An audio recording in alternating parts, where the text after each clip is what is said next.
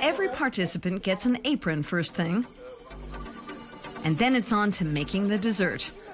A white chocolate mousse with egg liqueur that has to be chilled for quite a while before it's served.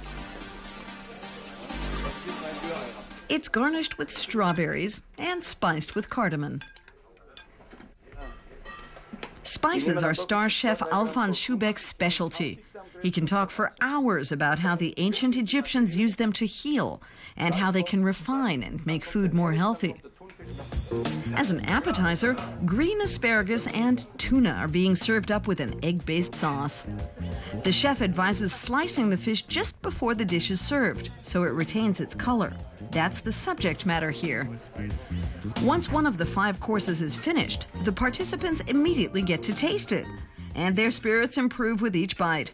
Everyone is here for a different reason. It was a birthday present for my husband. I came along. I'm deepening my knowledge, and I hope that I can still learn a trick or two. Professional skills that will add to what I know already. Some of us are complete beginners. We thought if we want to do it right, then we've got to come here. And it was a good decision. There are 16 participants, 7 women and 9 men. The genders aren't usually so balanced. I've been running this cooking school for a long time, and classes used to be made up of around 70% women and 30% men. Now it's 60% men and 40% women. Schuhbeck has written 25 cookbooks and is in demand on TV. He's based in the heart of Munich, where he runs a bistro, an ice cream shop, a store that sells spices and chocolate, and his restaurant with the Michelin stars. Just across the way is the cooking school. Anyone can join in. Whether you're advanced or still a beginner, you just have to be brave enough. Some people are happy to learn they can slice an onion. They go nuts. They never believed they could do it without cutting themselves. Poaching eggs is harder than slicing onions. And if things go wrong, Schuhbeck is right there to help. Well, it's not pretty. So you say, okay, fix it. Cut it so it looks more like an egg.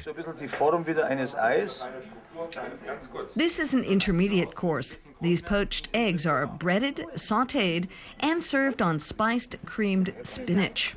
And there are plenty of fresh greens for the springtime soup: dill, chervil, and spinach. This is what we're going to do now. We are going to do it. Put it in, do it. It looks like a lot, but soon it'll shrink. That's too thick for a soup. Someone else might say it's fine, but for me it's too thick. Now I'm going to add this. Is it enough? No. So I'll add a little more. That's a bit better. See? Time to make a type of noodle for the soup, an Austrian specialty known as Knöckeln.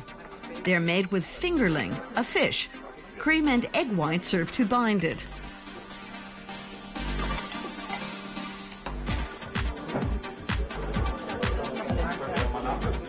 Lamb is the main course for the Easter meal. The saddle of lamb shouldn't be served too hot, nor should it be browned for too long. Lamb is, I believe, a typical Easter meal the world over. But ham is also typical. Here, the student cooks learn the right way to get the meat off the shoulder blade and prepare it for braising. And the whole thing goes in the oven. At what temperature? 110 degrees Celsius. That's plenty.